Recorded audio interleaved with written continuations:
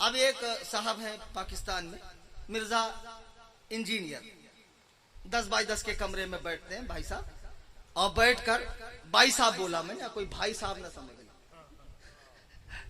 تو 10x10 کے کمرے میں بیٹھ جاتے اور بیٹھنے کے بعد وہیں پر حدیث پر تبصرہ فرماتے. ماشاءاللہ ان کا مبلغ علم میں آپ کو کیا بتاؤں کہ کتنا مبلغ علم ہے. یہ تاریخ سے عقیدہ بیان کرتے ہیں. کس سے؟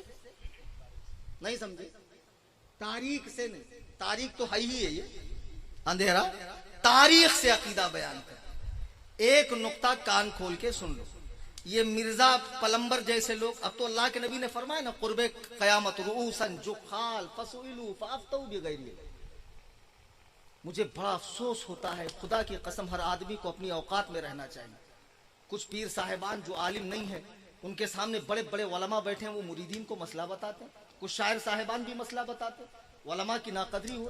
اللہ کے نبی فرماتے ہیں قرب قیامت جاہل لوگ مسند ارشاد پر بیٹھیں گے جو شکلن عالم ہوں گے, شکلن رؤوسن جخال فسئلوا فافتوا بغیر علم.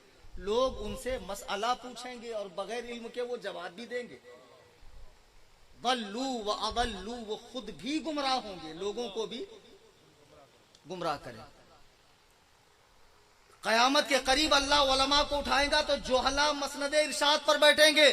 جیسے یہ پلمبر کام تھا اس کا نل کا کام کرنا, باتھ روم میں جا کر کنیکشن صحیح کرنا, سمجھ میں آئی, لوگوں کا پاخانہ صاف کرنا, لیکن یہ بن گیا شیخ الحدیث صاحب. اب بیٹھ گیا بھائی صاحب اس کے بھی ماننے والے. آپ کہتے ہیں لوگ بے وقوف ہے, واقعی لوگ بے وقوف ہے, کس کو بھی مان لیں گے بھلے ہی دلیل لنگڑی لولی ہو. خلیفہ ہارون رشید کے زمانے میں ایک عورت نے نبی ہونے کا دعویٰ کیا, تو خلیفہ نے کہا بھائی سب خیریت؟ تو بولے ہاں سب خیریت ہے, ایک عورت کا تھوڑا سا دماغ چلا گیا, نبی ہونے کا دعویٰ کر رہی ہے. خلیفہ نے بلایا, کہا بھائی کون سے بیس پر نبی ہونے کا دعویٰ کر رہی ہے؟ کہا میرے پاس دلیل ہے. کہا کیا دلیل؟ کیا دلیل؟ تو خلیفہ نے کہا اللہ نے تو قرآن میں فرمایا نا کہ حضور آخر الانبیاء ہے, خاتم النبیین. تو کہا حضور نے یہ فرمایا نا کہ میرے بعد کوئی نبی نہیں ہوگا. حضور نے یہ کہا فرمایا میرے بعد کوئی نبیہ نہیں ہوگا, میں تو نبیہ ہوں. لو کر لو بات. دلیل سب کے پاس ہوتی, چاہے لنگڑی لولی کیسی بھی, دلیل کا معیار تو دیکھو. اب مرزا کو سننے والے یہ سمجھتے ہیں مرزا کا حدیث پر بڑا مطالعہ ہے. خدا کی قسم اگر حدیث پڑھنا, امام سفیان بن عیینہ رحمہ اللہ کا یہ قول, احمد آباد والوں گراہ باندھ لو کہ ڈائریکٹ حدیث پڑھنے والا گمراہ ہو جاتا ہے. رسول اللہ کی باتوں کے معنی, مفاہیم, ناسخ منسوخ, اس کے استعمالات, اس کے محاورات, اس کے تقاضے, اس کی عرفیت, اس کا احاطہ, اس کا اختصاص نہیں سمجھو گے. آج مدینہ شریف میں جو ہے مغرب کی طرف پیشاب کرنے کی اجازت ہے, آپ ہندوستان میں نہیں کر سکتے. ہندوستان میں اس طرف قبلہ ہے, مدینے میں قبلہ مغرب کی طرف نہیں ہے.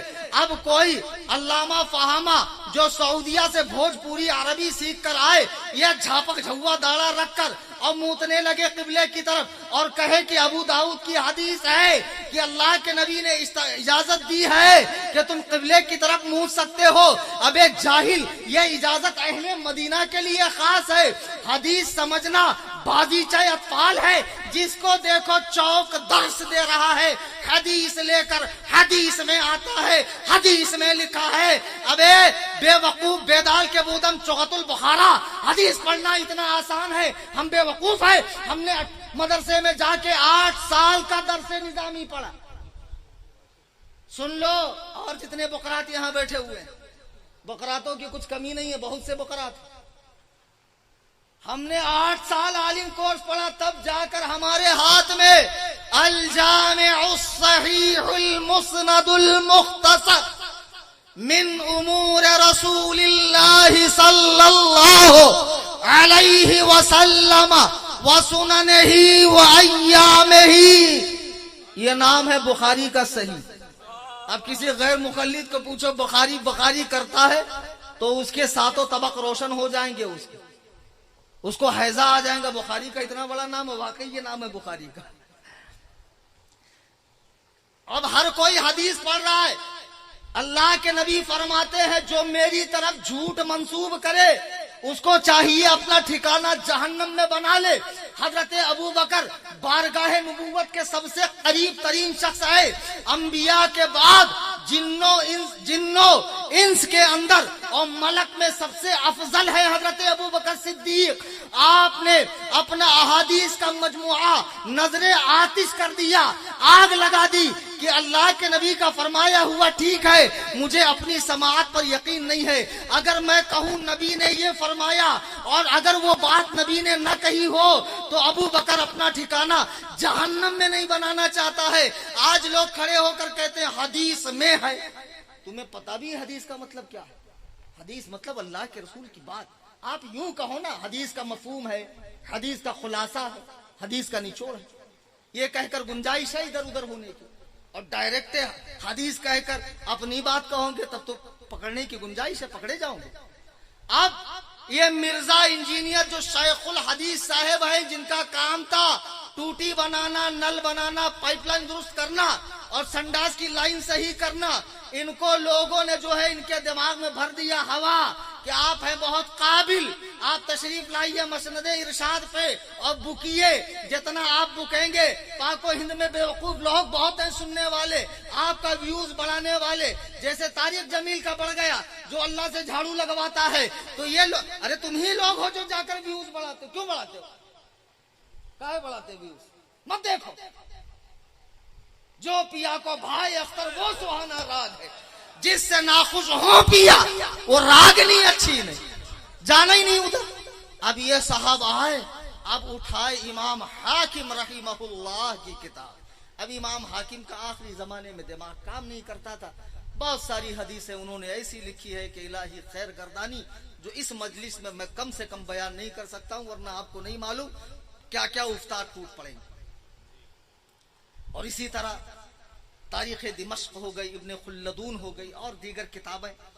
اب یہاں سے اٹھا کر لائے کہ امیر معاویہ ایسے، امیر معاویہ ویسے، امیر معاویہ تیسے۔